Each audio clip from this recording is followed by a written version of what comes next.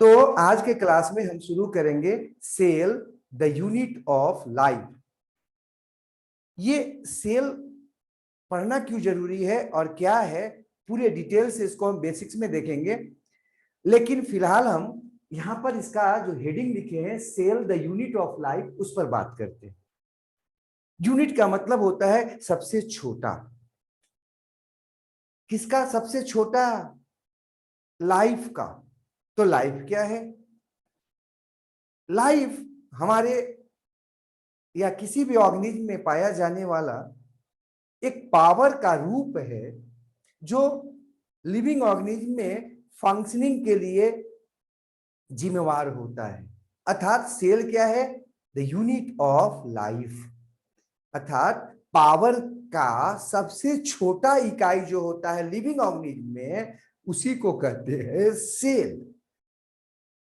ठीक है, जो पावर होता है लिविंग का, उसका सबसे छोटे इकाई को ही हम क्या कहते हैं? सेल। तो सेल सबसे छोटा इकाई है पावर का या लाइफ का, लाइफ रूपी पावर का। तो इसका मतलब लाइफ का ये स्ट्रक्चरल यूनिट भी होगा और लाइफ का फंक्शनल यूनिट भी होगा। मतलब लाइफ का जो निर्माण होता है लिविंग में, उसमें सबसे छोटा जो रचना होगा उसको सेल बोलेंगे।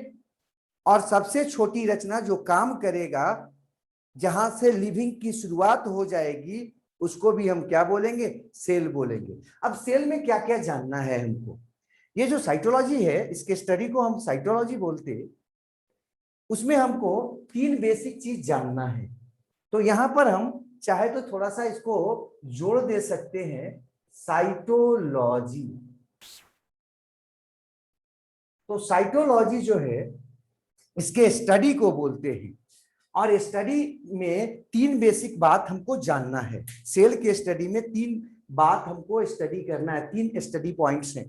पहला है बेसिक या फंडामेंटल। इसमें हम ये जानेंगे सेल है क्या, इसकी खोज कैसे हुई और इसका नामकरण कैसे हुआ, तथा अन्य कार्य कैसे हुए, मतलब हिस्ट्री वगैरह भी जानेंगे और इसके बेसिक्स बात को जानेंगे।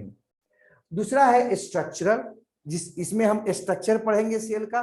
जो सेल होता है उसमें क्या क्या होता है, कोशिका में क्या क्या होता है और वो क्या क्या काम करते हैं, वो हम फंक्शनल में पढ़ेंगे। तो सेल में या साइटोलॉजी में सेल जो पढ़ना है, उसमें 3 बेसिक स्टडी पॉइंट्स हैं। पहला है फंडामेंटल, मतलब सेल के बारे में जानकारी, आइडिया। दूसरा है स्ट्रक्चरल, मतलब सेल की रचना की जानकारी। और तीसरा फंक्शनल, मतलब सेल के कार्य की जानकारी। ठीक है, तो अब हम आगे बढ़ते, सेल की कहानी कैसे शुरू हुई, ये बात पर हम आते हैं।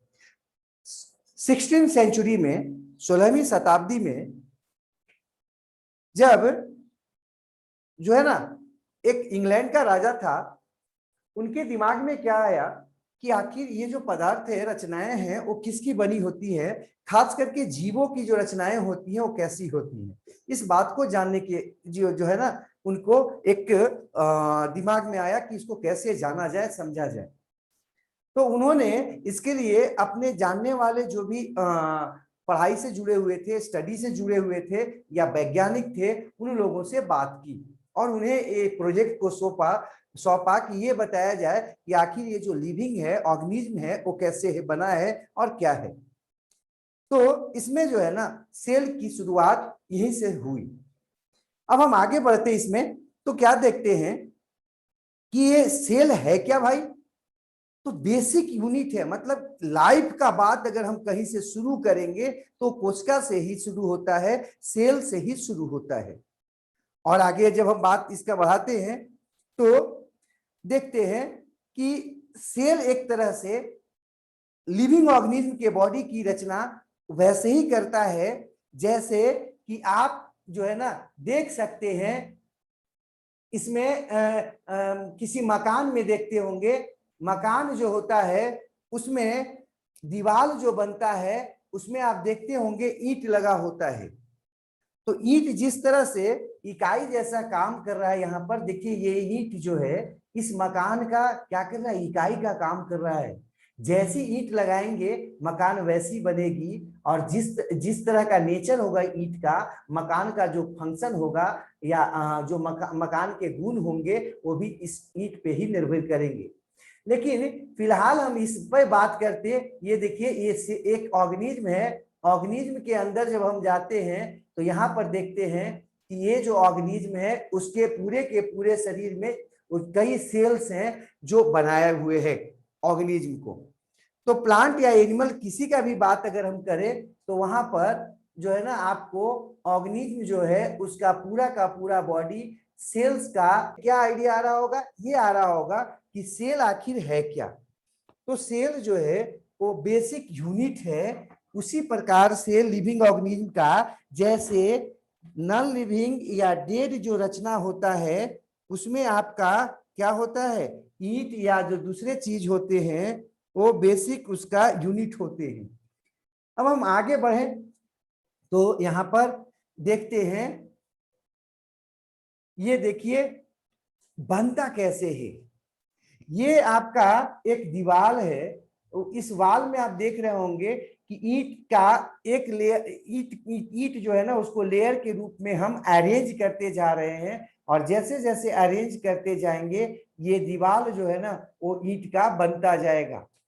बॉडी में, हमारे शरीर में ऐसा ही होता है। अधिकांश जो ऑर्गेनिज्म है जब वो एम्ब्रियोनिक स्टेज में होता है, मतलब कि अपने पेरेंट के बॉडी के अंदर होता है, तो उसमें एक सेल पहले बनता है। जैसे एक ईंट लगाई जाती है मकान में, वैसे एक सेल पहले बनता है और उस सेल को जाइगोट बोलते हैं या जाइगोट कहते हैं। अब उस जाइगोट में डिवीजन होता जाता है, और जैसे यहाँ पर आप देख रहे हैं ईंटों की संख्या बढ़ती जा रही है तो ईंटों का रो बन गया है। इसी प्रकार से सेल्स जो है ना वहां अरेंज होता जाता है, और अरेंज होकर अंततः टिश्यू बनाता है। और वो टिश्यू पौधे हो चाहे एनिमल हो, जो भी आपके लिविंग ऑर्गेनिज्म है, उन सारे के सारे लिविंग ऑर्गेनिज्म का जो बॉडी बना होता है उसका वो सबसे छोटा इकाई जो है उस रचना का, उसका नाम है सेल। जैसे ये पौधा आपको नजर आ रहा है, इस पौधे का सबसे छोटा इकाई अगर होगा, इस पौधे को डिवाइड करते जाएंगे, तोड़ते जाएंगे, अंततः निकालते जाएंगे, और जीवन का जो बात है जहां तक बचेगा उस रचना को ही सेल कहेंगे।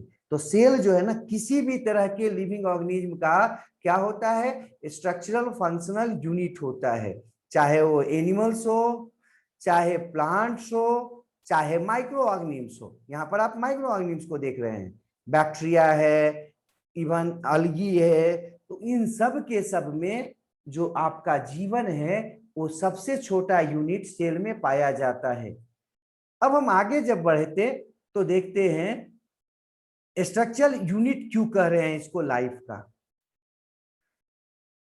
ये अभी पीछे जो लिखवाए थे, जो जो बताए थे उसको लिखे हैं यहाँ पर कि आखिर लाइफ का स्ट्रक्चर यूनिट सेल को कहने का क्या कारण है। कोई भी कॉम्प्लेक्स ऑर्गेनिज्म है उसमें सेल जो है ना एक एक ऑर्डर में सजा होता है, और जब सजता है तभी उस ऑर्गेनिज्म का निर्माण होता है। जिस प्रकार से ईंट को हम एक निश्चित पैटर्न में सजाते हैं, एक निश्चित ऑर्डर में सजाते हैं, तो ईंटों का क्या बनता है, दीवार बनता है, और उन दीवारों से फिर अंततः मकान या होम या हाउस बन जाता है। उसी प्रकार से सेल्स जो है ना एक दूसरे के साथ कंबाइन करता है, जुड़ता है, और अलग अलग तरह की रचनाएं बनाता है, जिसे हम लोग टिश्यू, ऑर्गन, ऑर्गन सिस्टम बोलते, और अंततः वो आपका लिविंग ऑर्गेनिज्म का निर्माण कर देता है। अब इसको फंक्शनल यूनिट क्यों बोलते हैं? फंक्शनल यूनिट इसलिए बोलते हैं कि ये आपका हमारे बॉडी या किसी भी लिविंग ऑर्गेनिज्म के बॉडी का किसी पार्ट को जो अलग कर दिया जाए तो लिविंग जैसा वो काम करेगा, वो और कुछ नहीं सेल ही हो सकता है। सेल जो होता है ना वो आपका सबसे छोटा रचना है, जिसको हम अगर बॉडी से अलग कर दें तब भी वो लिविंग जैसा काम कर सकता है, इवन सरवाइव कर सकता है, और अपने कामों को पूरा कर सकता है, फंक्शन को पूरा कर सकता है। Cell with all its component, हाँ उसमें कंपोनेंट रहना चाहिए। ये स्मॉलेस्ट लिविंग थिंग है जो अकेले रह सकता है, अपने काम को पूरा कर सकता है। आप बोलोगे सर इसका उदाहरण कैसे हम समझे कि सेल को अलग कर देंगे तो जीवित रह सकेगा, सरवाइव कर सकेगा? आप देख सकते हो अमीबा में, अमीबा का बॉडी जो है ना एक सेल का बना होता है, इस प्रकार का एक सेल का उसका बॉडी बना होता है। उसमें सेल के करीब करीब सारे कंपोनेंट्स होते हैं, न्यूक्लियस होता है, माइटोकॉन्ड्रिया होता है, गोल्जी बॉडी होता है, इंडोप्लाज्मिक रेटिकुलम होता है, और वो आराम से एक लिविंग ऑर्गेनिज्म के तरह अकेला सेल होते हुए भी आराम से वो रह लेता है, और प्रेम से खाता भी है, मतलब न्यूट्रिशन भी करता है, रिस्पायरेशन भी करता है, एक्सक्रीशन भी करता है, इवन जो है ना वो अपने आप में रिप्रोडक्शन भी करता है, ग्रोथ भी करता है।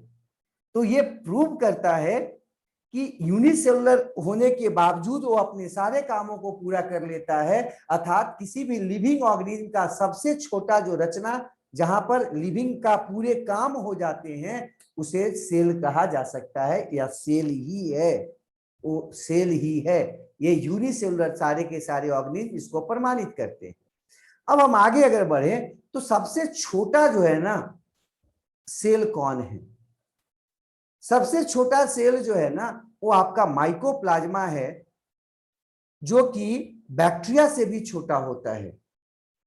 ऐसे तो आपके मन में आता होगा कि सर तो वायरस के बारे में भी हम जानते हैं कि बहुत छोटा होता है, क्योंकि अभी वायरस का एक रोग फैला हुआ है जिसका नाम कोरोना या कोविड-19 कह रहे हैं। और हमेशा हम लोग बोलते हैं कि एक मास्क को भी पार कर जाता है, इसलिए डबल मास्क अब लगाना चाहिए, है ना। इतना सूक्ष्म होता है कि वो जो है ना हवा अगर पार हो जाए आर पार तो उससे वो आराम से पार हो जा रहा है। तो सोच लो माइकोप्लाज्मा से भी छोटा होगा। हाँ, माइकोप्लाज्मा से काफी छोटा होता है वायरस, लेकिन वायरस कभी भी अकेले नहीं जी सकता है, अकेले जो है ना अपने कार्यों को पूरा नहीं कर सकता है, अपने फंक्शन को पूरा नहीं कर सकता है। उसे अपने गतिविधियों को पूरा करने के लिए, अपने फंक्शन को पूरा करने के लिए किसी दूसरे लिविंग स्ट्रक्चर पर रहना पड़ेगा। जैसे जो कोरोना वायरस है आप सुनते होंगे, वो पॉलिथीन पर जिंदा नहीं रह सकता है, वो आपका प्लास्टिक पर जिंदा नहीं रह सकता है, वो पानी में ज्यादा देर तक जिंदा नहीं रह सकता है, ये भी आप जानते होंगे। हवा में वो ज्यादा देर तक नहीं रह सकता है, ये भी जानते होंगे कि मरे हुए चीज पर जिंदा नहीं रह पाता है अगर वो खराब हो गया।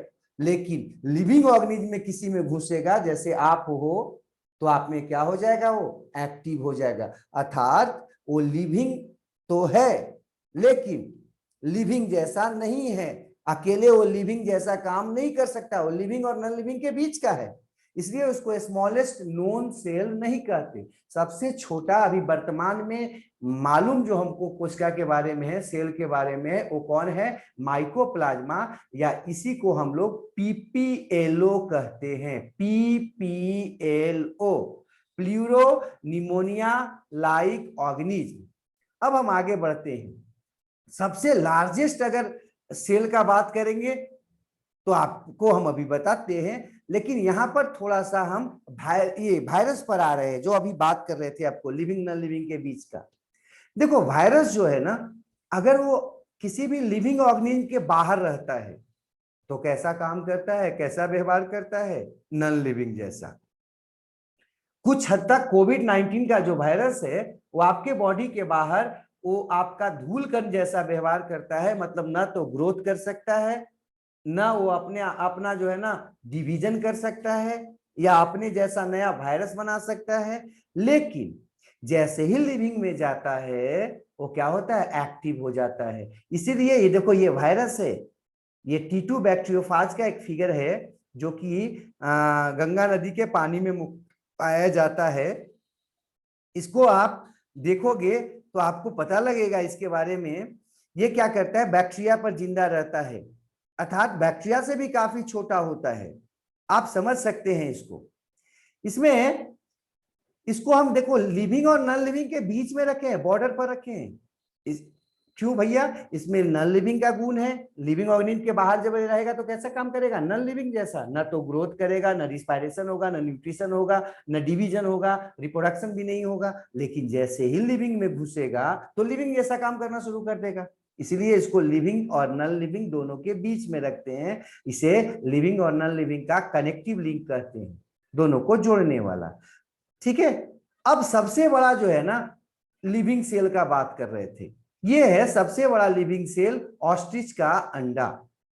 ठीक है। ये करीब 6 इंच बड़ा होता है, 6 इंच का होता है। 6 इंच मतलब आप समझ सकते हैं हाफ फीट, 12 इंच का 1 फीट, तो हाफ फीट का होता है। और आपको जान के आश्चर्य होगा ये 1.5 kg तक का हो सकता है। तो सबसे बड़ा जो लिविंग सेल है अभी वर्तमान में, लार्जेस्ट लिविंग सेल, वो कौन है? Egg of ostrich. कितना लंबाई कितना बड़ा हो सकता है वो? 6 इंच का, और वजन उसका 1.5 kg तक का हो सकता है। ठीक है। अब हम आगे बढ़ जाते हैं। देखो, अगर सबसे लंबा सेल का बात करोगे तब तो नर्व सेल हो जाएगा, खास करके ब्लू व्हेल में। देखो एक ब्लू व्हेल है, ये बड़ी मछली है, आप जानते होंगे व्हेल। और इस संसार का सबसे लार्जेस्ट जो आपका ऑर्गेनिज्म है उस कौन है? Blue whale. लेकिन अगर ये कहा जाए कि अर्थ सरफेस का सबसे लार्जेस्ट कौन है, अर्थ सरफेस पर सबसे बड़ा कौन है, तब तो कौन बोलोगे? एलिफेंट। ठीक है। पृथ्वी पर हाथी। लेकिन अगर बोला जाए कि अर्थ का ही, अर्थ सरफेस पर मतलब मिट्टी पर है ना, मिट्टी पर बात किया जाए, अर्थ सरफेस पे बात किया जाए, तब तो हो जाएगा हाथी, एलिफेंट। लेकिन अगर पूरा अर्थ का बात किया जाए तो अर्थ में सब आ जाएगा, वो आपका सी, हाँ ये सॉइल, सारा कुछ सरफेस आ जाएगा ना। तो उसमें अगर हम बात करते हैं तो सबसे बड़ा ऑर्गेनिज्म कौन है? ब्लू व्हेल है। और उसका जो नर्व सेल होता है वो 25 मीटर तक का हो सकता है या होता है। तो सबसे लॉन्गेस्ट सेल कौन हो जाएगा? Nerve cell of blue whale. जबकि सबसे लार्जेस्ट सेल कौन हो जाएगा? Living cell, ostrich egg. ठीक है। और सबसे छोटा कौन हो जाएगा? सबसे छोटा आपको अभी बताए, उसका नाम था माइकोप्लाज्मा या पीपीएलओ। अब हम आगे थोड़ा सा बढ़ते तो आते हैं डिस्कवरी पर। इसकी डिस्कवरी कैसे की गई? इसकी डिस्कवरी जो है वो रॉबर्ट हुक के द्वारा की गई। हम अभी आपको लिखवा नहीं रहे हैं, कुछ बात तो आप यहां से भी लिख सकते हो, और कुछ एक बात अभी हम बोर्ड पे लिखवाएंगे उसको। लेकिन पहले हम थोड़ा बात कर लेते हैं इसका आइडिया आ जाए सेल के बारे में। तो सेल के बारे में इतना देर में आपको आइडिया आ गया होगा, जो हम अभी बताए थे कि सेल में हमको 3 चीजों को पढ़ना है, जानना है, बेसिक उसका जानना है, फंडामेंटल। तो यहाँ पर आपके दिमाग में आया होगा कि फंडामेंटल बात क्या है, कि सेल लिविंग का सबसे छोटा यूनिट है ना, रचनात्मक रूप से भी और क्रियात्मक रूप से भी, स्ट्रक्चरल रूप से भी और फंक्शनल रूप से भी। और एक बात और आया होगा आपके दिमाग में कि वो सेल जो होता है वो होता कैसा है भाई। तो ये आ गया होगा आपको कि वो जो होता है वो आपका स्वतंत्र रूप में जिंदा रह सकता है। नेक्स्ट बात करते, अब इसकी डिस्कवरी कैसे हुई? किसकी भाई? सेल की। सेल की डिस्कवरी का बात कैसे हुआ? एक साइंटिस्ट हैं रॉबर्ट हुक। 1635 से 1703 तक इनका जीवन काल है और काम है। ये आपका जिंदा रहे रॉबर्ट हुक का। और ये है आपका आइजैक न्यूटन, नाम सुने होंगे आप। न्यूटन का काम काफी है और इनका नाम भी काफी है। ठीक है। ये दोनों जो है ना आपके इंग्लैंड के राजा के अंडर में थे, इंग्लैंड के राजा से चहेते थे दोनों। लेकिन इन दोनों में जो है ना थोड़ा सा आपस में बनता नहीं था, वो एक तरह का कंपटीशन होता था। और कंपटीशन भी कैसा, थोड़ा डेडली कंपटीशन था। काफी जो है ना वो एक दूसरे का क्या बोलते आगे बढ़ने का और नीचा दिखाने का कंपटीशन था। रॉबर्ट हुक ने ग्रेविटेशन पर काम किया था। ये जो ग्रेविटेशन का जो सिद्धांत दिया गया इनके द्वारा, न्यूटन साहब के द्वारा, उस पे काम रॉबर्ट हुक का था शुरुआत में। रॉबर्ट हुक ने इस बात को बताया था कि सूर्य और जो आपके पृथ्वी है, दोनों के बीच में एक आकर्षण बल होता है, और उस आकर्षण बल के कारण दोनों एक दूसरे की तरफ आकर्षित हैं और एक दूसरे से की तरफ खिंचाए हुए हैं, मतलब एक दूसरे से दूर नहीं जा पा रहे हैं। इसको उन्होंने ग्रेविटी नाम दिया था। ग्रेविटी के बारे में उन्होंने कुछ बताया था, लेकिन इसको साबित करना या ये कितना होता है, कैसा होता है, इस पूरे बात को जो है ना आइजैक न्यूटन ने दिया।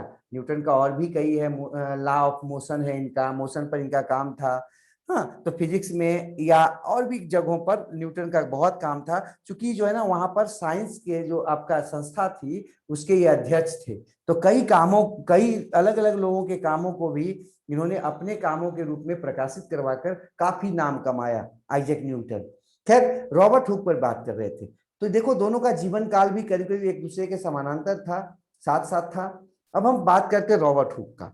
रॉबर्ट हुक जो थे वो आपके, उनको जब कहा गया राजा के द्वारा कि हमको कुछ देख के बताना है कि आखिर ये जो जीव है, ये ऑर्गेनिज्म है, उनमें क्या क्या होता है, तो इन्होंने क्या किया, एक नली नुमा रचना लिया और उसके दोनों किनारों पर दो कॉन्वेक्स जो है ना लेंस लगा दिया। इन दोनों किनारों पर जो कॉन्वेक्स लेंस लगाया, कॉन्वेक्स लेंस आप शायद जानते होंगे, कॉन्वेक्स लेंस उस लेंस को बोलते हैं जिसका बीच का जो आपका बीच का सेंटर जो होता है वो दोनों तरफ क्या होता है, उभरा हुआ होता है, दोनों तरफ बल्ज आउट होता है, उसको बोलते हैं कॉन्वेक्स लेंस। तो इन्होंने कॉन्वेक्स लेंस लिया और दोनों किनारों पर लगा दिया उसके नली के, और इससे क्या किया, पदार्थों को, रचनाओं को देखना शुरू किया। इसमें रचनाओं को देखने के लिए जो लाइट की आवश्यकता होती थी, उसके लिए वो ऑयल लैंप या तेल का वाला जो है ना लालटेन जलाते थे और उसी के सामने ऑब्जेक्ट को रख देते थे, और उस ऑब्जेक्ट को इस लेंस के मदद से, मतलब कि इस रचना के मदद से देखते थे।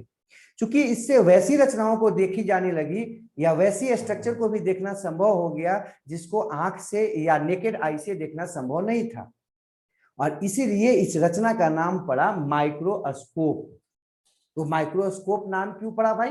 माइक्रो मतलब होता है सूक्ष्म, मतलब वैसा रचना जो आई से ना देखा जाए उसको क्या बोलते हैं, माइक्रो, है ना। आपके आंख से नहीं देखा जा सके उसको माइक्रो बोलते, माइक्रो स्ट्रक्चर। और उसको भी इससे देखना संभव हो गया, ये दिखाने लगा उसको, इसलिए इसको बोला गया कि ये सूक्ष्म को दिखाने वाली रचना, माइक्रोस्कोप। ठीक है, इसमें वो आपका लालटेन जलाते थे एक तरह से, और उससे क्या करते थे, ऑब्जेक्ट पे लाइट देते थे और उस ऑब्जेक्ट को इससे देखते थे। अब जब हम आगे बढ़ते हैं थोड़ा सा, तो आता है माइक्रोग्राफिया। देखिए ये माइक्रोग्राफिया एक किताब है, इसी में आपको पूरा इनका काम मिलेगा।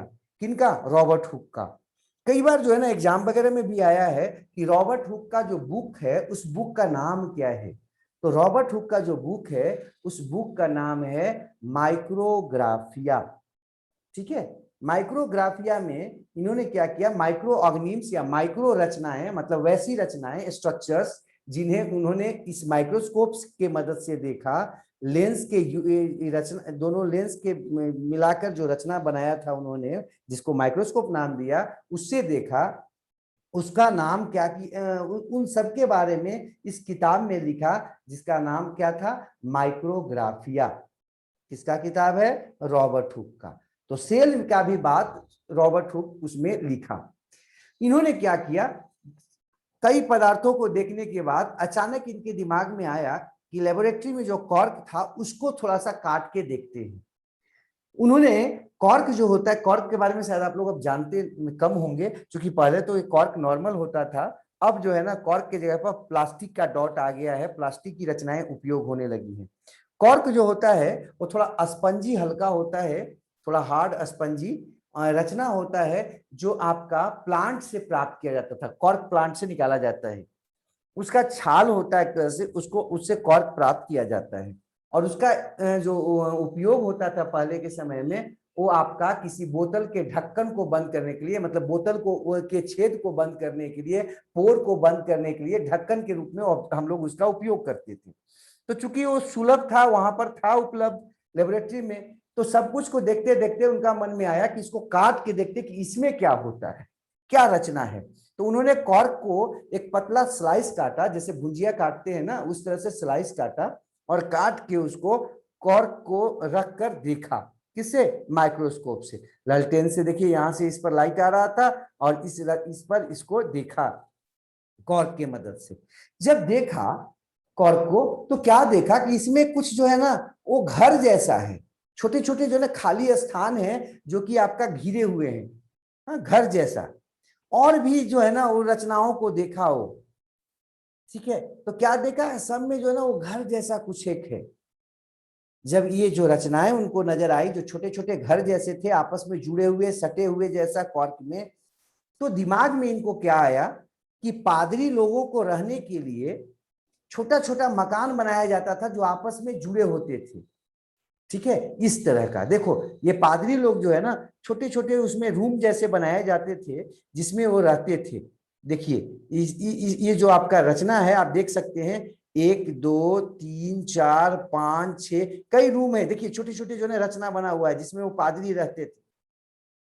तो इनको यही याद आ गया और इसको सेलुला कहा जाता था, ठीक है, घेरा हुआ छोटा छोटा रचना, खाली जगह, सेलुला। और उसी का छोटा एक हिस्सा इन्होंने सेल ले लिया और उसका नाम क्या रखा, सेल कर दिया। किसको, कॉर्क में जो छोटे छोटे आपको रचना नजर आ रहा था घर जैसा, उस रचना का नाम इन्होंने क्या रखा, सेल रखा। देखिए यहां पर रख के देख रहे थे, यहां से लाइट आ रहा था और यहां पर देखिए रख के माइक्रोस्कोप से देख रहे हैं उसको। अब हम आगे बढ़ते हैं, देखिए लिखे हैं इसमें, this looks like the rooms in which monk stay. ये उस तरह का रूम जैसा नजर आ रहा है जिसमें पादरी लोग रहते हैं, ठीक है। अब हम आगे बढ़ते हैं, इसलिए उसका नाम सेलुला से सेल कर दिया, इसका नाम था सेलुला और इससे ये इन्होंने इसका नाम क्या रख दिया, सेल, जो नजर आ रहा था यहाँ। अब हम आगे देखते हैं, देखो वही बात है, थोड़ा सा और इसको इलेबोरेट किए हैं। देखिए एकदम साफ साफ आपको अंदर में खाली जगह जगह जैसा नजर आ रहा है, हाँ, कुछ हद तक हनी कॉम जैसा, है ना, मधुमक्खी के छत्ता में जैसे होता है ना उस तरह का नजर आ रहा था।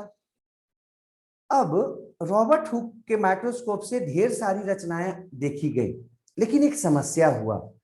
रॉबर्ट हुक ने जिन रचनाओं को देखा उन सब में सेल जो था वो डेड था, लिविंग नहीं था, ठीक है। तो लिविंग सेल को ये देख नहीं पाए, जिसको भी देखे रॉबर्ट हुक वो सब के सब डेड था। तो लिविंग रचना को देखने के लिए अब लिविन हुक जो थे उनका माइक्रोस्कोप आया। लिविन हुक ने क्या किया, ये लिविन हुक ने जो रॉबर्ट हुक का माइक्रोस्कोप था उसमें परिवर्तन किया और थोड़ा उन्नत किस्म का, मतलब रॉबर्ट हुक के माइक्रोस्कोप से अच्छे गुणवत्ता वाले माइक्रोस्कोप का निर्माण किया। आपके मन में आएगा क्या लिविन हुक वैज्ञानिक थे क्या?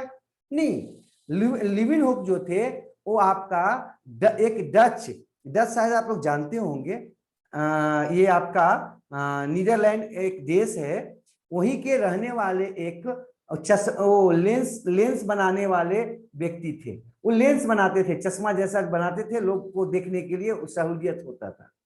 उसी को बनाने वाले एक व्यक्ति थे। तो उनको जो है ना रॉबर्ट हुक के माइक्रोस्कोप को देखकर इच्छा आया कि कुछ हम भी जो है ना इससे ज्यादा बढ़िया बना सकते हैं, क्योंकि ये क्या थे, लेंस पर ही काम करते थे, लेंस ही बनाते थे और देखने के लिए वस्तुओं को या पदार्थों को। तो ये इन्होंने क्या किया, 2 लेंस जोड़ दिया और उसको जो है ना एकदम कॉम्पैक्टली फिट, जो आपका एकदम पूरी तरह से बंद था, उस रचना में रखा ताकि उसमें लाइट जो है ना कहीं से भी नहीं जा सके। ये मेटल का था, यहाँ पर देखिए ये जो है ना मेटल का नहीं है, लेकिन जो लिविन हुक का था वो मेटल का बना हुआ था, मतलब कंप्लीटली डार्क रचना था।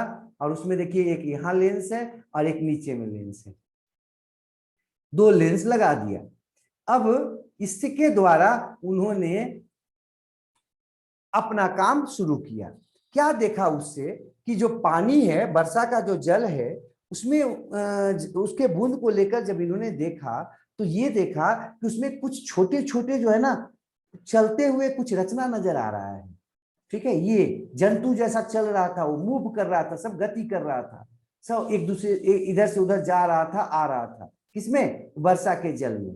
और तो और सीमेन जो होता है, वीर जो होता है, उसमें भी उन्होंने देखा कि कुछ जो है ना वो छोटे छोटे कीड़े जैसे चल रहे हैं, जंतु जैसा, छोटे जंतु। क्योंकि जंतु जो है ना वो गति करता था, पौधा गति नहीं करता था, इसलिए इनको जो है ना लगा कि ये सब छोटे छोटे जंतु हैं जो कि वर्षा के जल में है, ब्लड में है, या फिर जो है ना वो सीमेन में है। इस तरह से कई चीजों में इन्होंने देखा। तो लिविंग सेल देखने का बाद किनके द्वारा हुआ, लिविनहुक के द्वारा।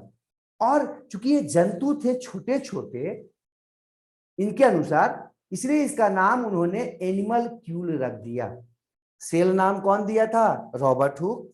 क्योंकि खाली जगह उनको नजर आया था, मकान छोटे छोटे रूम जैसा नजर रचना आया था नजर, इसलिए नाम दिया सेल।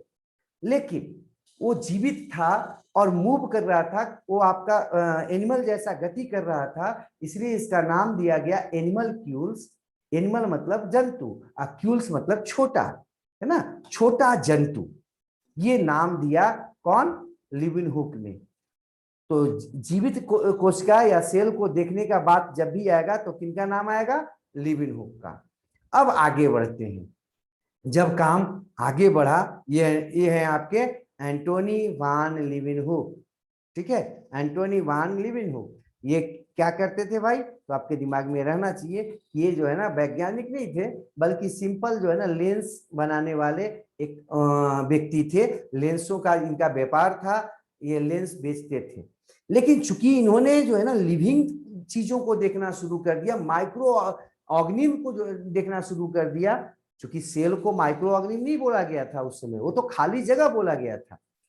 तो माइक्रो ऑर्गेनिज्म, वैसे ऑर्गेनिज्म जिसको हम नंगे आंख से नहीं देख सकते हैं, उसको देखने की शुरुआत की इन्होंने, इसलिए इनको फादर ऑफ माइक्रोबायोलॉजी भी कहते हैं। किनको, लिविनहुक को। अब आगे बढ़े हम तो आते हैं रॉबर्ट ब्राउन साहब। रॉबर्ट ब्राउन साहब के आने के समय तक माइक्रोस्कोप की क्वालिटी और अच्छी हो गई थी, काफी अच्छा किस्म का माइक्रोस्कोप आ गया था। उन्होंने जब सेल के अंदर देखा जो लिविंग था, तो क्या देखा, उसके अंदर कुछ सेंटर में, केंद्र में, बीचों बीच कुछ रचना, उनको डार्क रचना नजर आया। और चूंकि वो बीचों बीच था, केंद्र में था, इसलिए उसका नाम न्यूक्लियस रख दिया। न्यूक्लियस मतलब बीचों बीच, सेंटर पे। तो न्यूक्लियस की खोज जो है ना रॉबर्ट ब्राउन के द्वारा की गई। बाकी जो है रॉबर्ट ब्राउन उसको कई चीजों में इसको देखा, किसको, सेल को में न्यूक्लियस को। हाँ, और क्या देखा, कोई पूछेगा तो आराम से बता देना, I can see dark spot in the cell. मैं कोशिका में, कोशिका मतलब जिसको खाली स्थान बोला गया था रॉबर्ट हुक के द्वारा, उसमें मैं क्या देख पा रहा हूं, डार्क स्पॉट देख रहा हूं सेंटर पे, बीच में। और ये जो डार्क स्पॉट था, इसी का नाम न्यूक्लियस दे दिया गया, किसके द्वारा, रॉबर्ट ब्राउन के द्वारा। तो ये देखिए यहाँ पर फिगर है, लीफ अंडर माइक्रोस्कोप, है ना, पत्ती को माइक्रोस्कोप के अंदर देख रहे हैं। तब हम आगे बढ़ जाते, तो यहां तक करने के बाद थोड़ा सा हम बोर्ड पर आते हैं, तब जो है ना फिर आपको यहाँ पर लाएंगे, स्लाइड पे बात करेंगे। फिलहाल हम बोर्ड पे आते हैं, और बोर्ड पे लाकर आप जो हम अभी पढ़े थे उसको लिखवा दिए यहाँ पर, इसमें तो कोई दिक्कत नहीं होना चाहिए। रॉबर्ट हुक जो है ना स्लाइस ऑफ कॉर्क को देखे, डेड सेल के रूप में उसमें मिला। एंटोनी वॉन लिविनहुक जो है ना लिविंग सेल को देखे थे, और किसमें, वर्षा के जल में, पानी में, रेन वाटर में, है ना, ब्लड में देखे सेल्स को, आरबीसी को देखे, और किसको देखे, तो और जो है ना वो सीमेन में जो है ना स्पर्म को देखा उन्होंने। अब नोट का यहाँ पर नोट देते हैं, एक नोट देखते हैं, क्योंकि बार बार आएगा आपको, हाइपोथेसिस, थ्योरी, लॉ, प्रिंसिपल, सुनेंगे ये शब्द। हाइपोथेसिस किसको कहेंगे, कोई भी आइडिया को हम हाइपोथेसिस कहते हैं।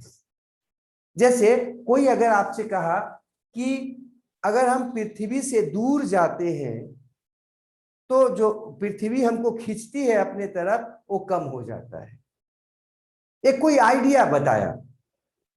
या कोई आपको बोल दिया कि हम जो है ना किसी स्थान के तरफ जाते हैं, या कोई स्थान पर जाते हैं तो वहां पर कोई शक्ति है, कोई जो हमको डिस्टर्ब करता है, भूत है या जीन है, वहां होता है। ये हाइपोथेसिस है उसका, उसको उसको ऐसा आया, दिमाग में आया, ऐसा उसको महसूस किया वो। लेकिन अगर वो प्रूव हो जाए कि रियली में वहां जो भी जाए उसको वैसा होवे, वैसा किसी के एग्जिस्टेंस का पता लग जाए, तो वो अब क्या बन जाएगा, थियोरी बन जाएगा। जैसे कोई स्थान है, जब वहां हम लोग जाते हैं तो कोई शक्ति है, ये अगर प्रूव हो जाए तो वो थियोरी हो गया। और लॉ या प्रिंसिपल वो बन जाता है जब सारे के सारे लोग इस पर एग्री कर जाते हैं। जैसे कई बार लोग बोलते हैं कि सूर्य जो है ना वो पूरब से निकलता है। शुरुआत में जब बोला गया कि सूर्य जो है ना पूर्व से निकलता है, तो लोगों के दिमाग में क्या आया कि पृथ्वी जो है उसके चारों तरफ सूर्य ऐसे घूम रही है गोल गोल। ये क्या था, हाइपोथेसिस था, क्योंकि प्रूव नहीं था। लेकिन एक अचानक जो है ना कुछ एक लोगों को ये दिमाग में आया, जिसमें एक सुकरात थे, जिनके दिमाग में आया कि नहीं, सूर्य जो है ना वो पृथ्वी के चारों तरफ नहीं घूम रही है, बल्कि पृथ्वी सूर्य के चारों तरफ घूम रही है, और वो भी विपरीत दिशा में। हाँ, जैसे ये वो अभी जो नजर आ रहा है हमको सूर्य पूरब से पश्चिम के तरफ, तो पृथ्वी घूम रही है पश्चिम से पूरब के तरफ, और इसीलिए हमको पूरब से पश्चिम नजर आता है सूर्य। हाँ, वो ईस्ट टू वेस्ट नजर आ रहा है और ये घूम रही है वेस्ट टू ईस्ट। ये बात जो है ना, ये भी हाइपोथेसिस था। लेकिन जब ये बात प्रमाणित हो गई कि नहीं, सूर्य घूम नहीं रहा है, सूर्य अपने वो धीरे धीरे सूर्य घूम रहा है, लेकिन रियली में हकीकत में सूर्य पृथ्वी के चारों तरफ नहीं घूम रहा है, बल्कि पृथ्वी सूर्य के चारों तरफ घूम रही है। और आज वर्तमान में ये माना जा रहा है कि दोनों एक दूसरे के चारों तरफ घूम रहा है, सूर्य पृथ्वी के चारों तरफ और पृथ्वी सूर्य के चारों तरफ। लेकिन पृथ्वी का गति तेज है, एक तरह से छोटी है ये, तो जरा तेज गति लगता है और वो जल्दी घूम ले रही है उससे। नहीं तो सूर्य भी क्या है, चारों तरफ ऐसे अपना रोटेट कर रहा है, तो सब एक दूसरे के चारों तरफ घूमने में लगा हुआ है। तो ये आपका थियोरी कहलाएगा। तो वर्तमान थियोरी जो अभी प्रूव्ड है वो तो एकदम कहता है कि सूर्य के चारों तरफ पृथ्वी घूमती है, और इसी को लोगों ने मान भी लिया है, अधिकांश लोग अब इस पर एग्री हैं। तो ये क्या कहला रहा है, अब प्रिंसिपल है। तो अगर वर्तमान में सूर्य और पृथ्वी के गति के बारे में पूछा जाता है, घूमने के बारे में पूछा जाता है, रोटेशन के बारे में कहा जाता है, तो एक प्रिंसिपल बन चुका है कि सूर्य के चारों तरफ पृथ्वी घूम रही है। लेकिन ये भी है बात कि नहीं, सूर्य भी घूम रहा है। लेकिन सूर्य और पृथ्वी का अगर हम बात करें तुलनात्मक रूप में, तो ये माना जाता है कि पृथ्वी ही सूर्य के चारों तरफ रोटेट कर रही है, अन्य ग्रहों के जैसे, जैसे कि बाकी ग्रह आते हैं, है ना, बृहस्पति है और सेंटर्न है, ऐसे इस तरह से सारे के सारे जो है ना, शनि है, सारे के सारे ग्रह जो है ना घूम रहे हैं इसके चारों तरफ, करीब करीब 8-9।